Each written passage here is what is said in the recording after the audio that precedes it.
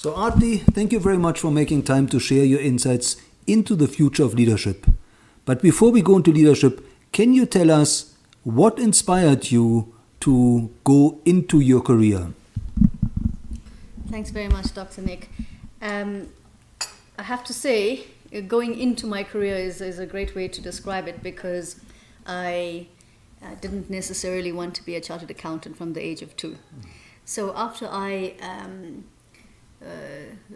finished high school, I wanted very much to be an entrepreneur. Unfortunately, I couldn't afford to just open up a new business. And I ended up almost falling into my profession by applying for a role in the local audit firms. Because my mom used to work at a Chinese factory, and she said to me, every year there's this bunch of people that come through, and they all talk beautifully, and they dress beautifully, and everybody's scared of them, and they're called auditors. So will you apply at these companies? And I think that's the best place to work right now.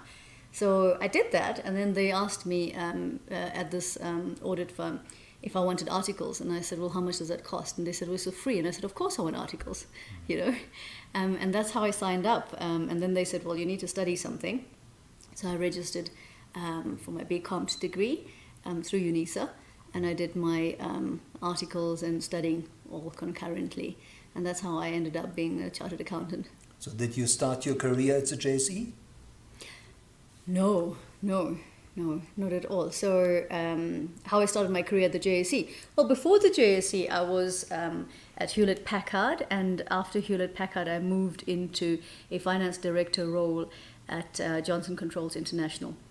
By the time I was done at Johnson Controls International, I was looking after Middle East and Africa. I very much had this goal that if I were anyway committed to the profession of finance, then I may as well max out on that profession. So I mapped out a route that I'd like to be the top of the house in my finance profession, which is really naturally an FD. And I thought, I don't want to say I'm FD by 30. So I need to get there, by 30. And by 29, I was finance director of Middle East and Africa for Johnson Controls International. I spent a few years there. And then I met Nikki, our CEO at the JSE, and she mapped out this really big role that could create meaningful influence in South Africa. And that's what attracted me to the CFO role at the JSE. Can you tell us what or who were your sources of inspiration, especially in your early career? So, because I couldn't really afford to get access to really great leaders and spend time at seminars, or I just was time poor and money poor very early on in my career.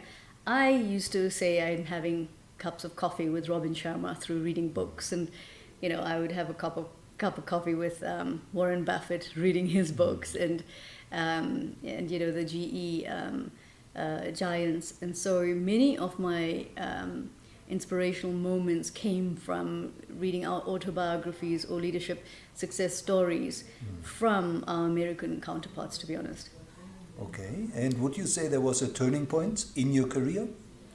Definitely there was a turning point early on there's a number of turning points I can mention, but there's a number of turning points. Specifically early on was when I realized that the finance profession is often falls victim to being perceived as back office, non-value add, and transactional and operational as opposed to strategic and front office, which and enabling, which I see it as. And so there was a turning point for me early on in my career to recognize that with the use of technology, the right use of technology, I could turn that or influence our business counterparts' perception of the finance function through demonstrable enabling of business, influencing strategic direction, and being able to add value from a commercial perspective. So that's an earlier on turning point. Another turning point more recently at the JSE would be just this realization that social responsibility and being able to solve for big problems in the environment in which you operate in is important for current incumbents in leadership to recognize and to be able to put into action. So I would say those are two big turning points. And what would you say is driving you today? I would say impact, my contribution to the South African narrative, to corporate South Africa, to definitely the finance profession as well, and improving the state of the profession across the continent also. So that's what drives me. Now, let's talk about leadership. What does the future of leadership mean to you? I think it means taking people along a journey. I think it means caring about the amount of good we create in society, and the resultant of our privileged roles and privileged profiles. So by result, I mean the action that the good contribution that we make as a result of our influential roles. And so that for me is what the future of leadership means. And what have you learned from your own journey that you consider really important for building future leaders? So the most important thing that I've learned is giving back. It's ironically, it's empowering to grow others and to lead others and to see them amplify their success.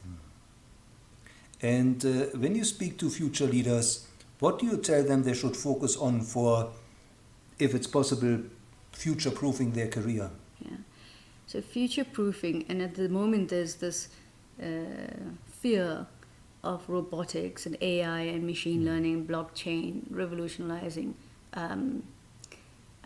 just mankind, and also the job profiles and jobs, the number of jobs available. I don't think that's scary at all. I think we need to embrace that. I think that's exciting. And so the ability to be responsive is something that I think will future-proof your career in leadership. If we need to be open to new ideas, we need to be open to new ways of working, new solutions. And implicit in that competence, obviously, of responsiveness is adaptability. And now, when you look at the future leader, what would you say are the attributes, the characteristics, and the values for the future leader to really build a better future? As I said earlier, responsiveness and adaptability go hand in hand, and that's critical for me. I think the quality of thinking, so as you introduce, as I said, machine learning, robotics, AI tools into your function, you're no longer going to be paid for doing transactional tasks. You're going to be paid for the quality of your thinking. And so the ability to spot solutions, problem solving, and spot opportunities is obviously an enhanced skill, and that will become more and more critical. I think presence in leadership is very important. We live in a world of distraction. Courage for our function in particular is very, very important. Well, I think courage for anyone, even if you're non-finance, to be able to stand your ground for what is important and what is right is an important attribute for leaders. Energy for me is a skill that I value, and I get attracted to high energy and positive energy as well. And definitely empowerment. Now, Aarti, you've been a mentor to many future leaders. Can you maybe share a success story or two where you mentored somebody and that person really took your advice to their hearts and went on to achieve great things? Yes, I can cite my last role, where, as I said, I was finance director at JCI, and instead of hiring from outside, I had the privilege of watching a local South African lady successfully succeed me in the role. So she is today the finance director at Johnson Controls International, and I'm very proud of that because it was succession in action and successful succession in action. Some of the more recent stories is when I watch my direct reports stand up and be able to hold the fort in my absence, be able to talk business speak with business colleagues and earn their trust and respect as with any other executive around the table. That's a proud moment for me. And tell us, who are the role models of leadership that you would recommend future leaders should study and maybe learn from? I think there's a number of them in corporate South Africa. I think we are spoiled for choice in South Africa. And they each have different strengths. So I'm probably not thinking of all of them, but definitely closer to home, it would need to be my own CEO, Nikki Newton-King. I love Stephen Kossoff from Investec. He's got something magnetic about him. And when I watch that impact of what he's created in the culture at Investec and the way his people follow him as a personality, I find that very powerful, and he's such a caring man at the same time. I like Sim Shabalala's quiet leadership. I also admire Mary Vilakazi. And so I think I can go on and on, but those are the ones that come top of mind. In terms of the global context, we're quite spoiled for choice, and particularly in the corporate space.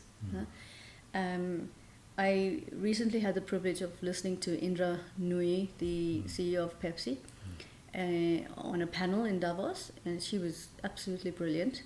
The presence she commands is excellent, and her way of thinking is very simple but very powerful. I enjoy her, and then there's a number of them. The CEO of Google, the CEO of Microsoft, also respectable. So those are those that I can think of right now. So, Aarti, how can people connect with you, and how can they get hold of you? So I am pretty active on LinkedIn, and I am pretty responsive on LinkedIn. That's primarily it. I must tell you, I'm a sucker for people reaching out to me directly, either on LinkedIn or through the JSE, and emailing me cold and asking me for coaching sessions and that. And I admire that kind of bravery. So I do actually give my time up to a number of particularly young, bright people in South Africa, and help coach them. It's so much so that I'm thinking of an online platform of coaching, actually. But yeah, I mean, I think LinkedIn is a great, reliable way to get a hold of me. And last but not least, do you have one piece of advice for future leaders that they should implement in their daily leadership? Yeah, so if it's similar to what I hold myself account to, and that is that I always say to people, I don't come to the JSE to drink the coffee. I come to the JSE to be the best in the world at what I do. And so that for me is very important. And if you hold those kind of high standards for yourself and what you're responsible for, then I think you can't go wrong. Well, Aarti, thank you very much. You are a role model, you are an inspiration, and you're helping us to build the future. So thank you so much for sharing your insights, and I hope to see you soon at the Future Leadership Summit. It's an absolute pleasure. Thanks very much for having me.